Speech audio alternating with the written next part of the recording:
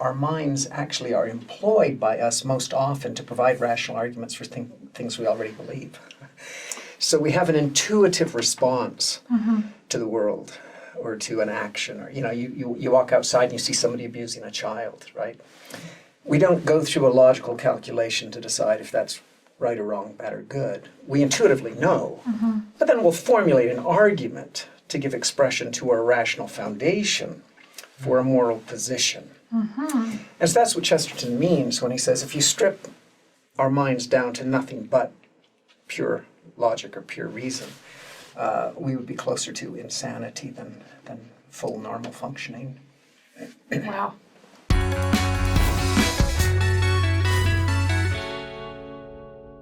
Hello everybody, welcome back to Saints Unscripted. Sabrina and I are here today with Terryl Givens. Welcome. Good to be here. Welcome. We're really, really excited about this. We're very excited. We're also petrified because we look up to you a lot. Wow. And have learned so much from you. Thank you. And are excited to learn more. Teach me. Yes. We want to talk today about, so there's a new series of books out at Deseret Book called Let's Talk About, and then there are different topics, polygamy, the Book of Abraham, all these different things. Grace and priesthood. Yes, and Terryl has written one on faith and intellect. This is an extremely important subject, and it's one that we go over from so many different angles on our channel because this is such a pressing topic for youth today and adults today. And so kind of what we've done, we've listened to your book on audio, your wife narrating, which is fantastic. So soothing. So soothing. And there were so many impactful quotes. Kind of what we wanted to do is just bring up some quotes from your book and talk about them and have you expound on them a little bit and share your thoughts. Is that okay? Sure. Yeah. Where should we begin? Did you want to start with one or should I? I'm happy to. Yeah, you start. Okay, you I'm start. happy to. I have plenty, but yeah, I don't know. So this book is about kind of this perceived contention between faith and logic or intellect. And there are a lot of people who have a hard time reconciling the two. So one of the quotes from your book is, "Faith is not a silencing of the intellect. It is the only path by which the fullest appetites of the intellect find satisfaction." What do you mean by that? What are your thoughts on that? Well, I think one of the distinctive features of the Restoration is we frequently find this language in Scripture about mind and heart. I will tell you in your mind and heart. Yeah. And so it seems that in the Latter-day Saint tradition, we have this kind of two resources, both scriptural and historical. I want to see your hands. I'm moving.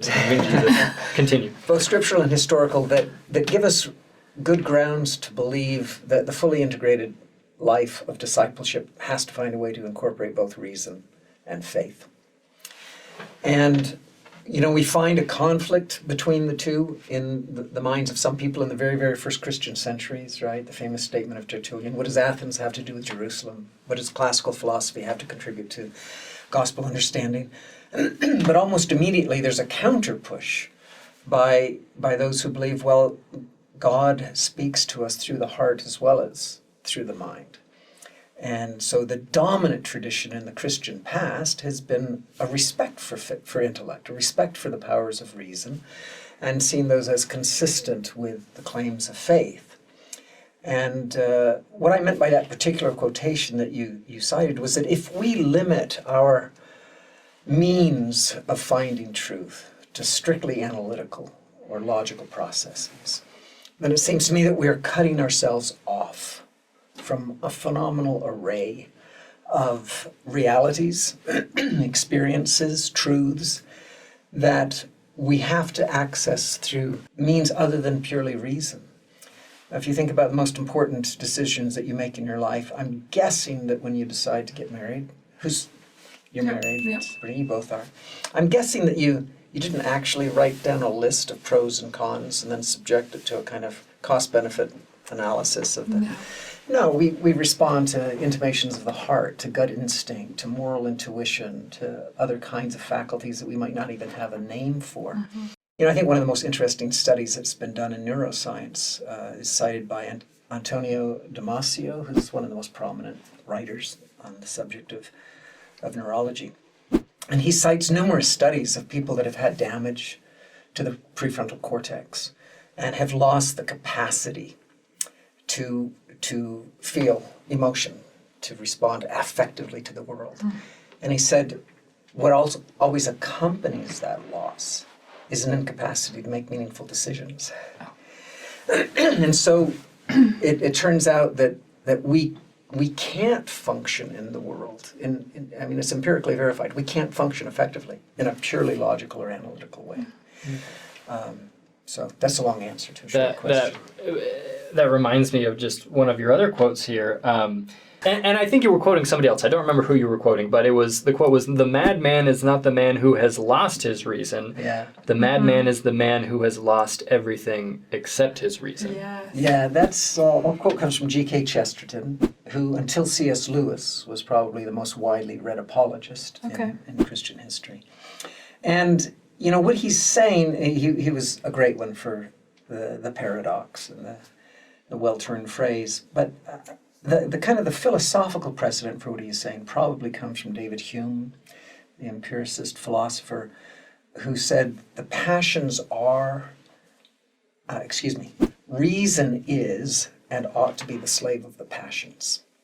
Now that's a funny thing for a philosopher to say, let alone for an empiricist, right? But what he meant by that was something that has become confirmed in recent years by evolutionary biology, and that is that we have no real reason to believe, evolutionarily speaking, that the mind developed to give us access to truth. The mind developed, as all other faculties develop, as a way of ensuring survival and reproducibility and flourishing within the web of life. So we don't have any real basis for confidence that our rational faculty has evolved to give us access to some kind of ultimate truth.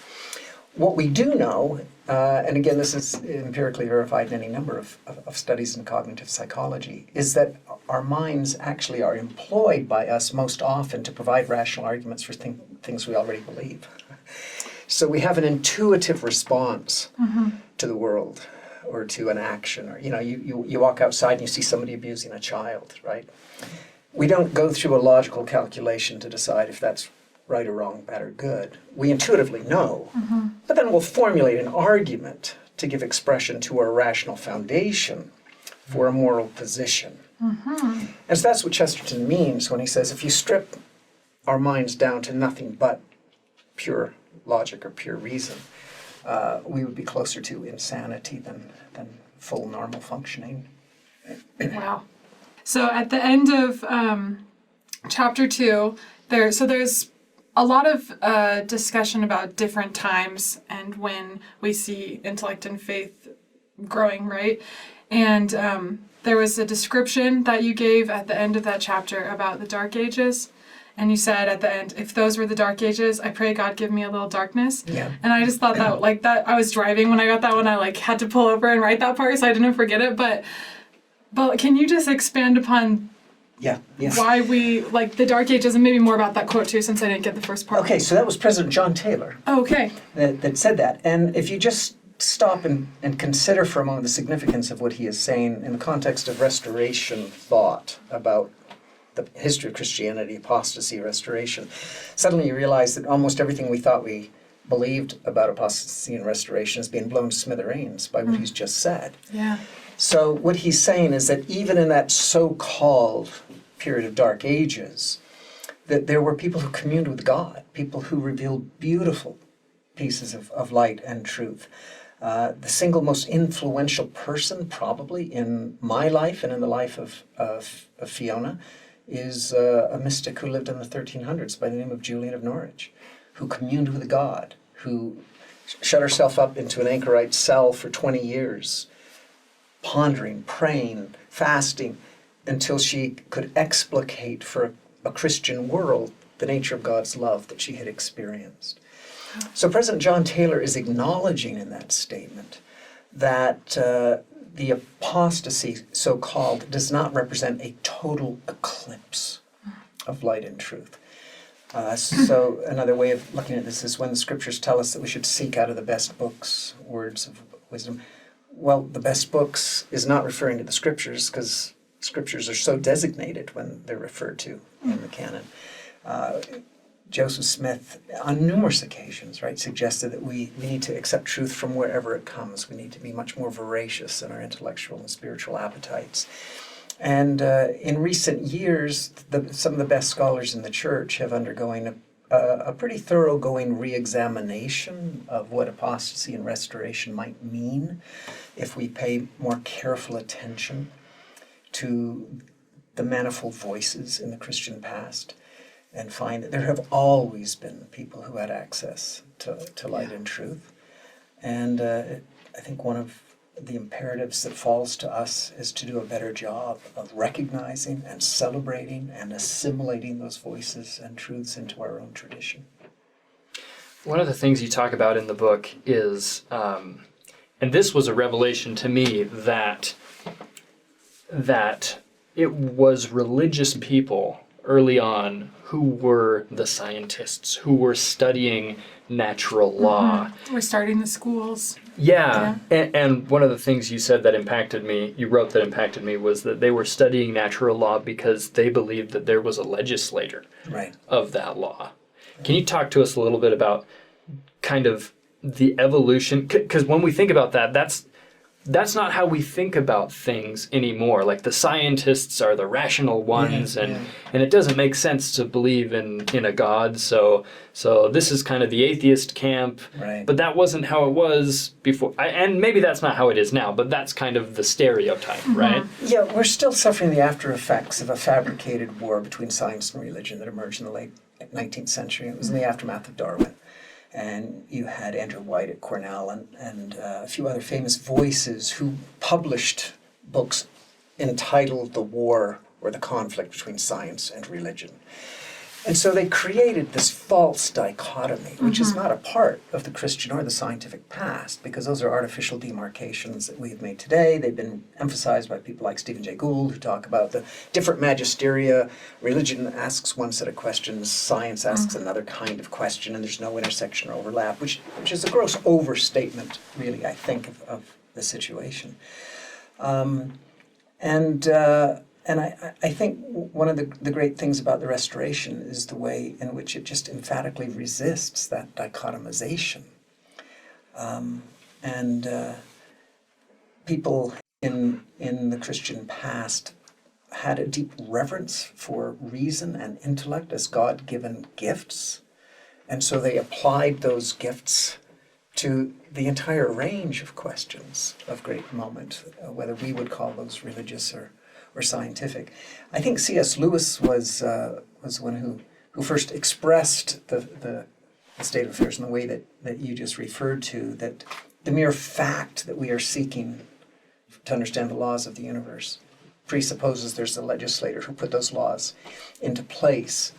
And so there's also the fallacy that, as you just alluded to, that to be scientific, to be a successful cosmologist or physicist today presupposes an atheistic posture, and that's just demonstrably false. I mean, the British magazine The Economist did a survey a decade or two ago in which they surveyed members of the scientific community, and I don't remember the exact statistics, but it came out that about half are believers in God and about half aren't, in terms of accomplished professional scientists. So that's a myth that needs puncturing. In fact, there are numerous stories of scientists who have been brought to a place of belief. Let me give my favorite example, not of somebody who did come to belief, but somebody who came right up to the abyss and then rejected the obvious implications. One of my favorite books in science is called Just Six Numbers by Martin Rees. Martin Rees is the Astronomer Royal of Great Britain. One of the most accomplished astrophysicists in the world. He's written this book called Just Six Numbers, in which out of a possible 100 different examples, he chooses just 6 instances of cosmological constants. These are scientific principles that describe certain aspects of the universe in terms of what make life possible, right? For example, the rate of expansion of the universe. If the universe were expanding too rapidly, then matter could never coalesce and you wouldn't have stellar formation and planetary life. If it were expanding too slowly, then you wouldn't have had the initial dispersion that makes possible, right, the same phenomena. Everything would have just stayed into one great mass. He says the rate of expansion is so finely tuned that if it were greater or less by just a minuscule fraction, life would be impossible. Yeah. So that's one example. And then he goes through 5 others, right? The totality of mass in the universe and nuclear strong forces, all, right, 6 different constants. And he says, together, for all 6 of those constants to have been finely tuned to the degree that they are, he said it's not just unlikely, it's statistically impossible. Given the relatively short duration of the universe's life, the odds of that happening are just wildly implausible. Which is saying a lot considering the universe is still millions and millions years of age. Yeah, 13. But even given that, it's still... Yeah, so he says we can only derive one of 2 conclusions from that, right? Either there's a God who finely tuned those constants, or there's an infinity of universes, right? There's a multiverse. And, right, more than one person has noticed, but that's a religious proposition, because by definition that's not testable, right? If we can't test for the existence of universes outside of our own universe. Right. And so that's an example to me of where a scientist comes up by his own mode of analysis with a conclusion that practically calls for belief in God. And yet, instead, he embraces the alternative. Which still requires belief. Which still requires belief. Yeah. A non-testable hypothesis. Yeah. Interesting. I'm curious about your thoughts specifically on the Latter-day Saint faith and theology. We're on social media. Comment sections are generally a cesspool. And we see all the time, as other young Latter-day Saints do, just the comments saying, you know, people just laughing at Latter-day Saint beliefs and thinking they're completely illogical, thinking that they're silly. If only they knew more. They judge me before they even know me. Yeah, but I'm wondering, because I find it impossible to believe that anyone would look and listen to you and think that guy is irrational. You're obviously a very intelligent, educated person. What is your perspective on that accusation that it is illogical or silly to be a Latter-day Saint?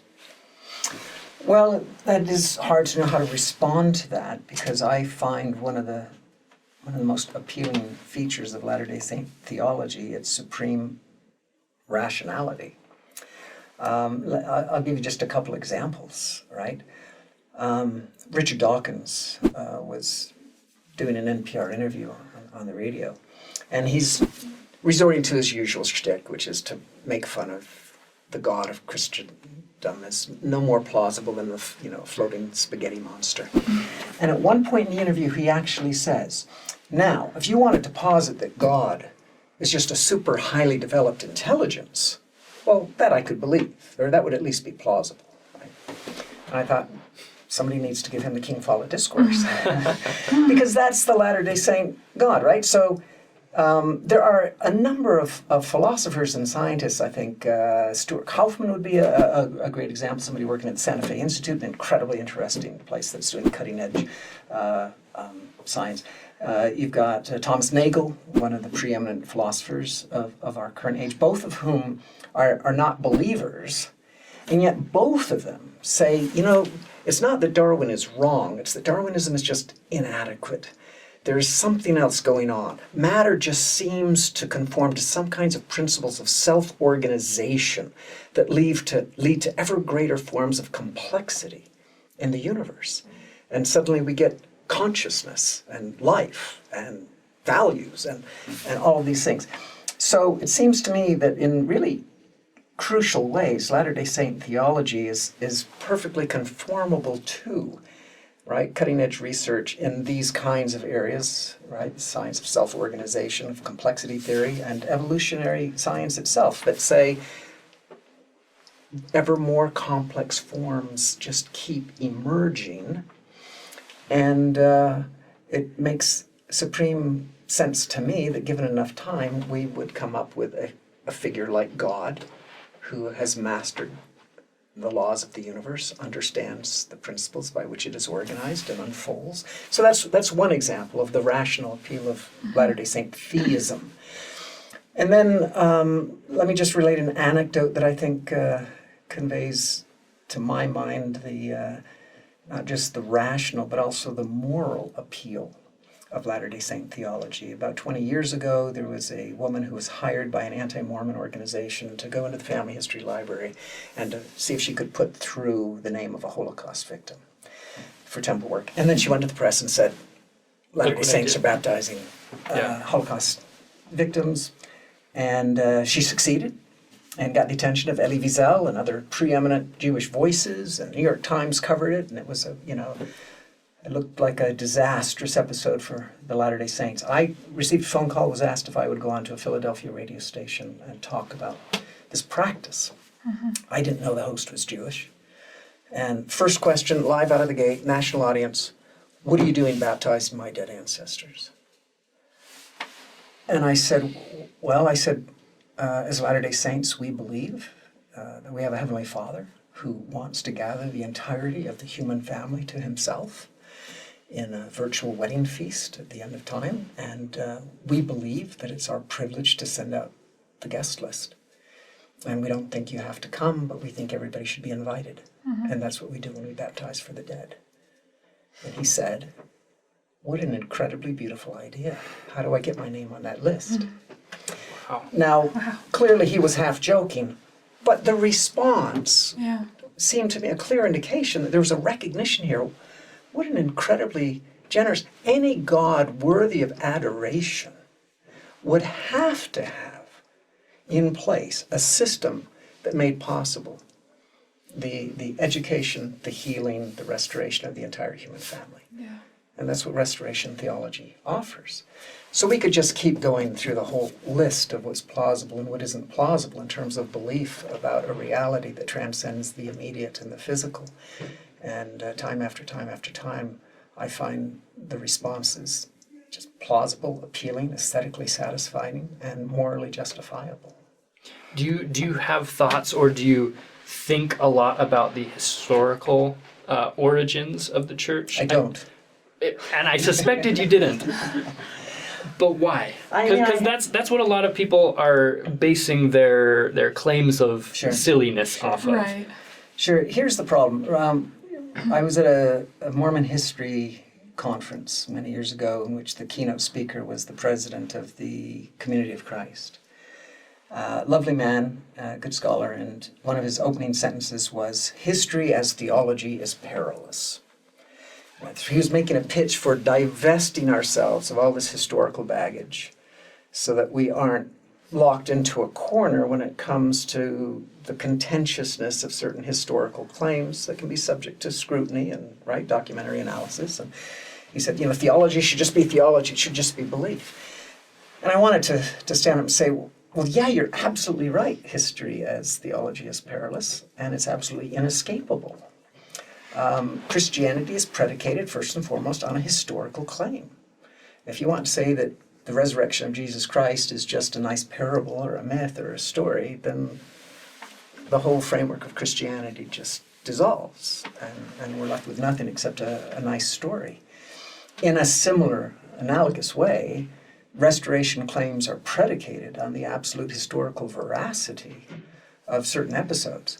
But just as I don't care if Jesus was born in Nazareth or Bethlehem and in 4 BC or 2 BC, and I don't care if the accounts get that wrong, that doesn't touch on the question of whether Christ was the Son of God and resurrected on Easter morning. In a similar way, there was an event that transpired in the Sacred Grove when Joseph Smith had contact with the divine. And through any number of intermediaries, he received divine authority and power to establish sealing powers again, and what I call the true cosmic narrative about human souls and origins. Most all the rest is in that category of, well, is the dating right or wrong, and is the place right or wrong, and do we have conflicting narratives and stories about the details? I just think that we need to know what questions matter and what questions don't. Are these powers real? Do the resources of the Latter-day Saint tradition give us access to God in a new and powerful way? Do they reveal important truths about the nature of reality, the nature of our relationship to the divine? In all of Fiona's and my experiences over the years, speaking to numerous audiences, I think it's significant. We've never had somebody come to us and say, I just can't buy the idea that there's a Heavenly Mother alongside a Heavenly Father. I just can't buy the idea that our soul is eternal. I just don't think God really wants to save the entire human family, right? Well, there's something wrong if all the criticisms originate from the historical sphere, and yet none of them seem to be touching. So that's what I meant with slight exaggeration when I said, no, I don't pay much attention to I'm not obsessed with the historical details of our narrative. It's kind of a missing the forest for the trees. I think it is. I think it is, and I think we also have a tendency, ever since the dawn of social media, to steal other people's questions and think they're our own. Yeah. And so I guess that's, when I have a conversation with somebody who wants to have a serious conversation about religious things, I just want to make sure, are these really your questions? Because more than once I've asked somebody, so why does that matter?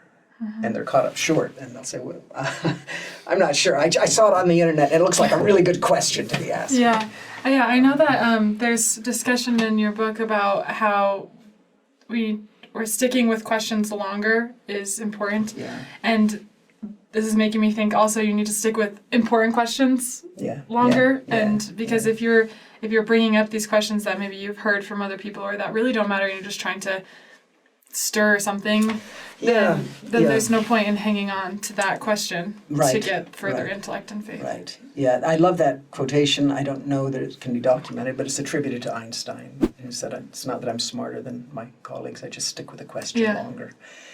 And Richard Bushman and others have spoken about this, that one way of framing the faith journey is, we have a kind of simple childhood faith, and then questions suddenly emerge on the horizon, and we do a quick internet search, and we're gone. Yeah. But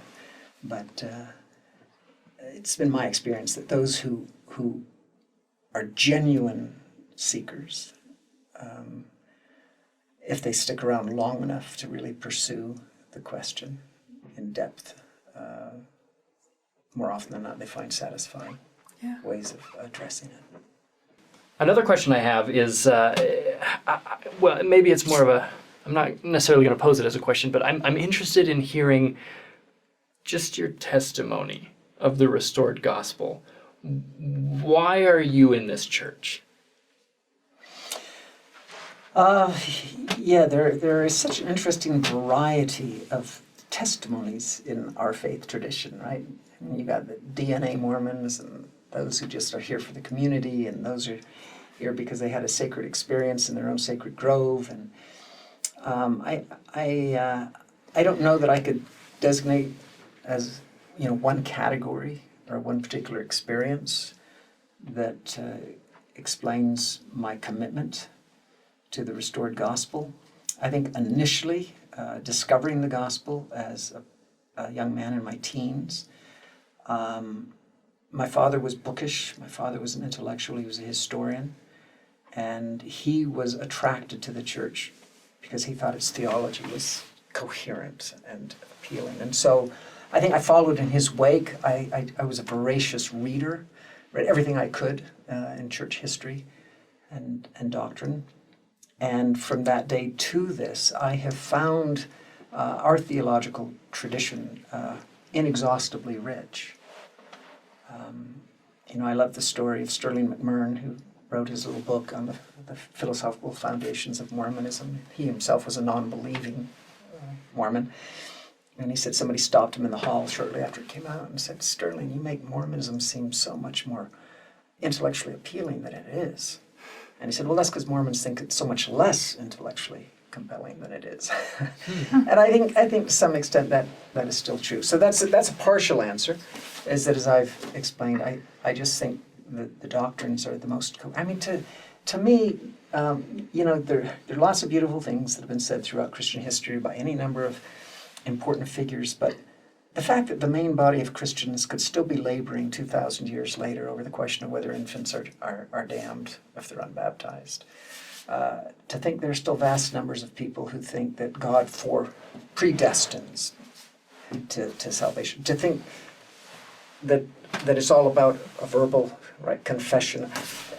I just find Latter-day Saint doctrine compelling in a way that appeals to the heart and the mind. And I feel that I've had my own sacred experiences that confirm to me the reality of a divine presence that is of the same nature as the God that we find described in Moses chapter 7. I don't think a God who is unmoved by human suffering is worth my adoration. I think the God of Moses is, and that's the God that Joseph Smith restored.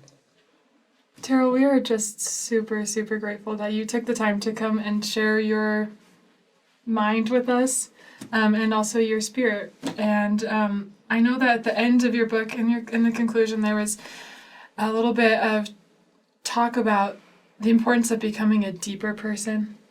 And so maybe just like in conclusion to this episode that we could go on forever about, could you just, I don't know, share any last words that you have, whether or not it's related to this, but just kind of how can we become deeper people ourselves too? Yeah, you're referring to a comment that was made by a professor of religion, which was one of the harshest put-downs, but also one that I think every professor has wanted to say at one time or another. When the student said, "What can I do to make my paper better?" "Be a deeper person." Yeah, it's like nothing right now.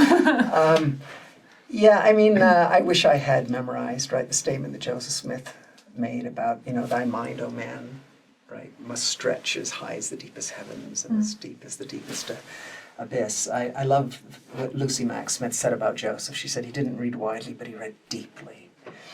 And, we are renowned among sociologists of religion for what they call the sacralization of work, We don't just think of work as part of the curse of Adam or necessary, but that's kind of the end of our existence, is to be meaningfully engaged in productive labor of one kind or another. The beehive is the state emblem of Utah. All of that tradition emphasizes activity, In fact, we're unique among Christians in saying, we don't say he's a lapsed Mormon, we say he's an inactive Mormon, like the battery was turned off, We don't stop to think, what a weird expression that is. We're active or we're inactive. And so what that means is that we have this cultural inheritance and a theological emphasis that does not easily inculcate the spirit of contemplation and pondering, which are essential for the deepening of the soul.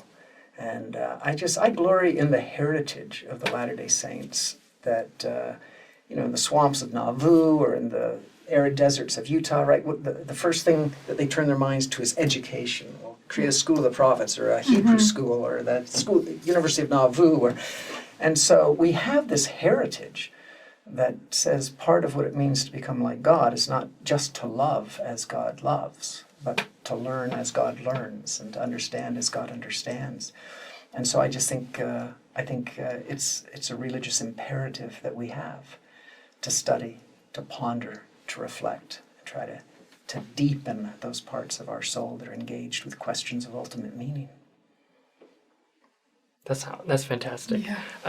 I know you work at the Maxwell Institute. Our audience is largely a younger audience that may not be as involved in the content of the Maxwell Institute, but you have their ear. Before we end, do you have any final thoughts for our audience? that may be investigating the gospel, the restored gospel. Maybe they're former members, maybe they're faithful members, maybe they're struggling with their faith right now. Do you have any advice for any of these groups? Yeah, my concern always when somebody is in faith struggle, faith wrestle, anything to avoid the cliche, right? Faith crisis. My first question is always, well, are you still asking questions? Real questions, genuine questions. And if you are, there are two organizations I'm associated with that I think are right for that kind of a person. One is the Faith Matters organization, which is predicated on what they call an expansive view of the gospel. Absolutely committed, but also absolutely engaged in asking hard questions and wrestling with the questions. I think they produce terrific books and podcasts. And the other is the Maxwell Institute. And look, I had a great career at the University of Richmond. I had an endowed chair. I was in a perfect place professionally and personally. The only thing that could persuade me to leave was an invitation to join the Maxwell Institute, because I think that's the best church organization engaged in bringing together discipleship and scholarship and blending those two. That's its ideal, is to gather and nurture disciple scholars and to face the church as well as the public with the fruits of that synthesis. And so they also do just first-rate work. They have a series of books, the Living Faith series. They did the brief theological introductions to the Book of Mormon, as well as a great series of podcasts. So those would be my two recommendations. And not to mention all of your own books and Yes. that you also co-authored with your wife. There are many of those. The one that we've been talking about. The one we've been talking about, you're probably too humble to mention the other one, so don't mind us as we do, but you've got The God Who Weeps, the Crucible of Doubt. You wrote one on the Book of Mormon. There are several. There are many others, which I would highly recommend. Terryl, Fantastic. thank you so much. Pleasure to be here. We're so grateful. Everyone, thank you for watching, and have a great day.